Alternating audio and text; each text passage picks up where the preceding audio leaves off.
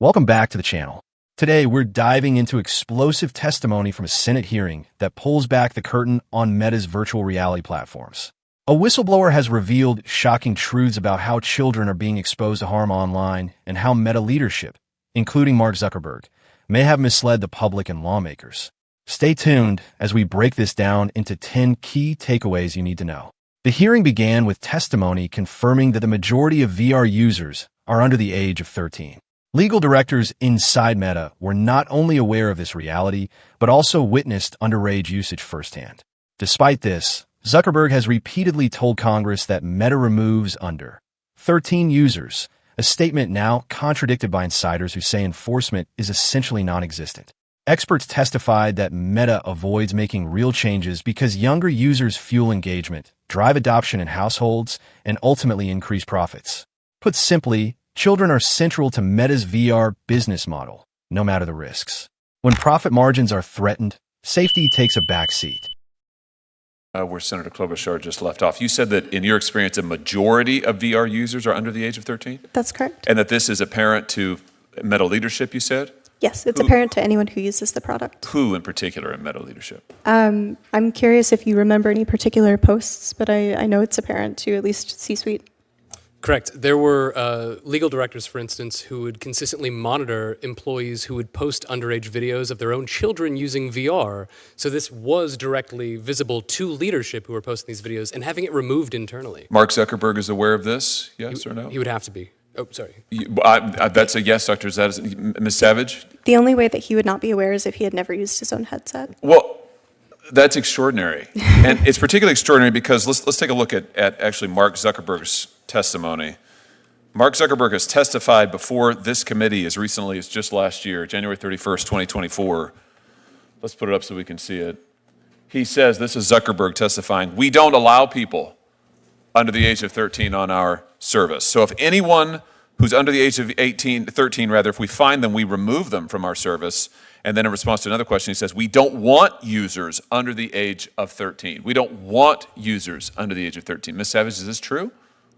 It's an interesting quote. I mean, it would require the user to be honest about their age, in which case Meta would kick them off. But from research, even before Meta acquired the Oculus technology, we know that children are usually not using an account that accurately reflects their age for several reasons.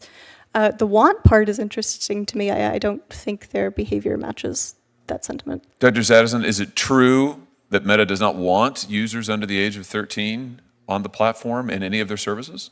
I'd like to go back to the point that you made in response to this, is that if they did, their value, their engagement, their profits would go through the floor. In this quote, if is doing a lot of work because they have taken no substantive efforts to make sure that they're understanding that there are kids under 13. It's a lie by avoidance, and Meta knows it. It's a lie by avoidance. So in other words, Mark Zuckerberg, when he tested, this is last year, I want to emphasize this, so it wasn't 10 years ago. This is barely 10 months ago. This was just last year when Mark Zuckerberg says, we don't want people who are under age 13. They're not on our platform. And your testimony here today is, in fact, they're rampant on the platform, and Meta is specifically targeting them. Isn't that your testimony?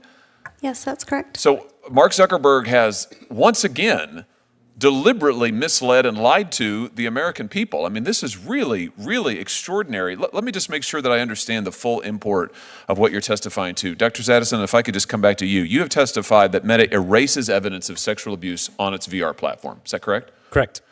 That Meta changes research to not gather data on emotional and sexual harm once it became aware that it was rampant. Is that correct? That is correct. That Meta manipulates results of data to obscure any harm or other damage, shall we say, to users. Is that correct? That is correct. Why do the research at all? That's a great question. You have to do research. Actually, going back to my earlier point, the siloing of research helps explain this. When you put the most sensitive research into sort of bucket where no one else sees it, all of the other research that's done is phenomenal. And other researchers at the company are great at their job. They help make the product look better, play better, and experience better, but they're not thinking about safety or integrity because they're told not to. Well, why not? My question is, why do any research at all on harms? You've testified that you were doing research on harms. Other people did research on harms, but Meta and its various entities, legal, et cetera, the C-suite would intervene and say, not that, change this, scrub that. Why do any of it to begin with then? It comes down to the fact that some research is necessary to create a paper trail in order to show that you are doing it. Yeah, exactly. For instance, privacy work, you have to show that you are abiding by some sort of general data privacy, whether you're in one country or another, and you have to have that on record. But there are some things that are too sensitive to be done, et cetera, et cetera. Isn't it precisely so that you can come before bodies like this one and go before the public and go before your shareholders and say, we're doing research on harm. We're doing gobs of research on harm. What they don't tell you is they're altering the research on harm. The whole point of doing it is so you can lie about it and create the impression that, in fact, as Zuckerberg testified to this committee, we're tracking it closely, when in fact they're lying about it through their teeth. I mean, isn't that in fact what's going on? If I may? Please. Yesterday, Andy Stone, spokesperson for Meta, actually used this exact same excuse, a tweet about 12 hours ago, where his response to the Washington Post article, which as we predicted a year ago, was, we have done over 180 studies, including topics such as youth, harm, etc.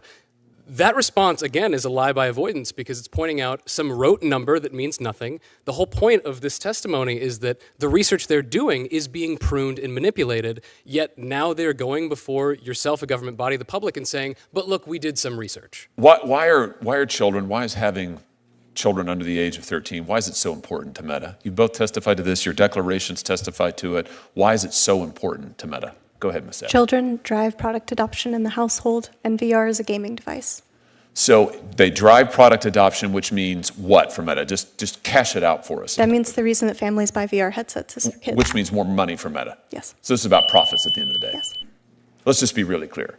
Meta's number one bottom line is money. It is profits, bar nothing. That's it. And what you're testifying to is they will do anything, including exposing our children to the most vile sexual abuse if it means more profits for Meta. Have I got that right? Yes. If I may. Please. When I was doing research to identify the harms that children were facing in VR, which I had to be sneaky about because legal wouldn't actually let me do it, I identified that Roblox, the app in VR, was being used by coordinated pedophile rings. They set up strip clubs and they pay children to strip, and that Robux can be converted into real money. So, and I flagged this to Meta. I said, under no circumstances should we host the app Roblox on their headset. You can now download it in their app store. I'm going to turn this back over to the chairwoman because my time has expired. I just want to end by saying this. It is abundantly clear to me that it is time to allow parents and victims to sue this company. They have got to be able to get into court and to get in front of a jury and hold this company accountable. And that begins with Mark Zuckerberg. There has to be accountability. We need to open the courtroom doors and allow victims to have their day in court. Thank you, Madam Chair. This testimony highlights a disturbing truth. Meta values growth and revenue over protecting vulnerable users. The whistleblower went further, alleging that Meta erases evidence of sexual abuse on its platforms and manipulates research to downplay harm. Sensitive studies were siloed, altered, or scrubbed entirely to produce a misleading paper trail. While Meta publicly boasts of conducting over 180 studies on youth safety, insiders say these numbers are nothing more than a shield to mislead the public and regulators. Perhaps the most alarming revelation involved VR applications like Roblox, where coordinated pedophile rings were allegedly setting up strip clubs and paying children to perform with virtual currency. Despite internal warnings against hosting Roblox on VR headsets, Meta allowed it on the App Store, illustrating how profit motives outweighed child safety concerns. The hearing ended with a strong demand for accountability. Senators called for parents and victims to be able to sue Meta directly, holding Mark Zuckerberg and company leadership responsible for their actions. The message was clear. Without real legal consequences, Meta has no incentive to change. If you want to stay informed on stories that expose the truth behind big tech, make sure you click the subscribe button and turn on notifications. Your support helps shine a light on issues that matter. The testimony paints a damning picture of a company willing to expose children to serious risks for profit. Meta's leadership, including Mark Zuckerberg, now faces serious questions about honesty, accountability, and the safety of millions of young users. The next chapter will likely play out in the courtroom, and parents, lawmakers, and the public will be watching closely.